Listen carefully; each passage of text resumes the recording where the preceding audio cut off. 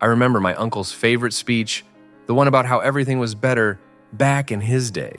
He'd say that everything keeps getting more expensive, the world has gone soft, jobs don't pay like they used to, and society is on a one-way trip to disaster. Whenever I was privileged enough to hear this story, it always ended with him shaking his head and blaming the younger generation for ruining everything. And that's exactly what reactive people do. They focus on things they can't control. They refuse to believe that the world could change in ways they don't understand. And even if it did, they'd insist it's impossible for them not to have the answers. On the flip side, proactive people see things differently. They think, even if my complaints are completely justified, they won't get me anywhere. So I'm going to focus on what I can control. If a proactive person is an employee at a company, instead of dwelling on thoughts like, my boss doesn't appreciate me and my salary hasn't gone up in years, or the company doesn't care about its employees, they focus on finding ways to improve their skills, learn new tools outside of their regular work duties, or explore side projects that align with their passions. That's what it all boils down to, where you choose to focus your energy. Will you waste it on things you can't change, or channel it into what you can influence? The first habit is to be proactive, which means taking responsibility for creating the situations around us rather than seeing ourselves as helpless victims of circumstance. Now imagine this. You're sitting in a room filled with people who have gathered to celebrate your life. The air is thick with emotion, tears, laughter, and heartfelt stories. Your family, friends, colleagues, and even members of your community are taking turns to speak about you. What do you hope they'll say? What legacy do you want to leave behind? What do you want people to say about you at your funeral? This is the essence of beginning with the end in mind, the second habit of highly effective people. It's about knowing where you're headed so you can better understand where you are now and take the next step in the right direction. It's about designing your life with intention, purpose, and clarity. This isn't just about dreaming. It's about equipping yourself with the tools to write your own destiny.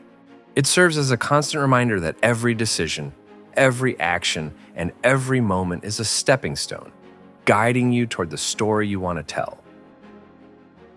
Now, if you were to ask people in their later years about their biggest regrets, they'd most likely say that they didn't spend enough time with their families, didn't nurture closer relationships with their loved ones, or missed out on meaningful moments in their lives.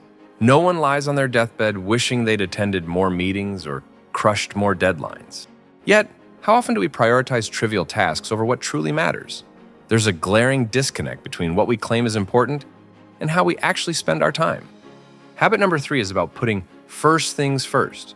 It's about aligning your actions with your priorities, saying no to distractions that don't matter, and embracing the moments that do. It means choosing connection over convenience, health over the endless hustle, and real love over chasing likes. This is where you take control and live with intention. Now, imagine you're a math genius who aces every equation but can't seem to keep track of historical dates. Meanwhile, your friend breezes through history quizzes but breaks into a cold sweat at the sight of a basic algebra problem. What do? Keep struggling in silence? Or team up and turn your weaknesses into strengths? Here's the thing. You teach them math, breaking down tough problems into simple steps. They help you with history, turning the past into unforgettable stories. That's the beauty of a win-win mindset. The fourth habit of highly effective people.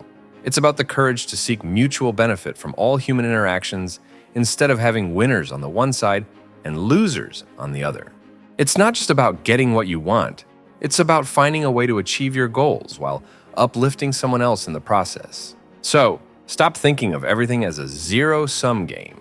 For you to win, someone else doesn't have to lose. Imagine this. 2 people standing at opposite ends of the same number.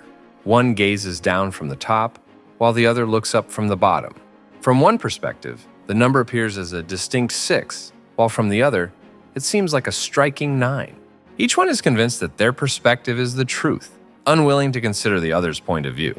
But what if, instead of arguing, they stepped into each other's position and tried to see things from the other's perspective? This is the essence of the 5th habit of highly effective people. Seek first to understand, then to be understood. It's not about who's right or wrong.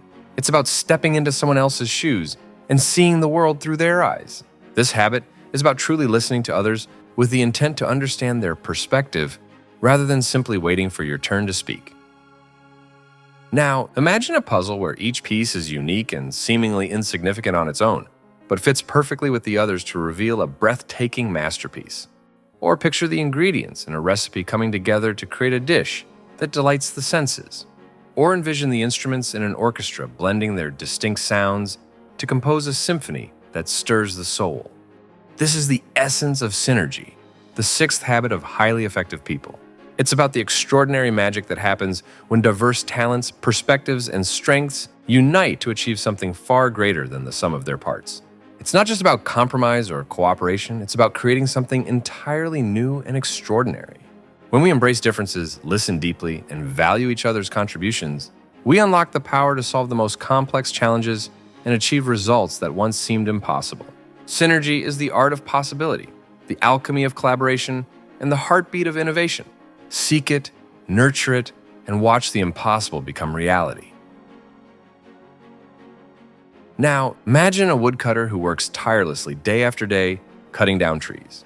Over time, his saw grows duller and duller, but he refuses to stop and sharpen it. He's always too busy cutting trees.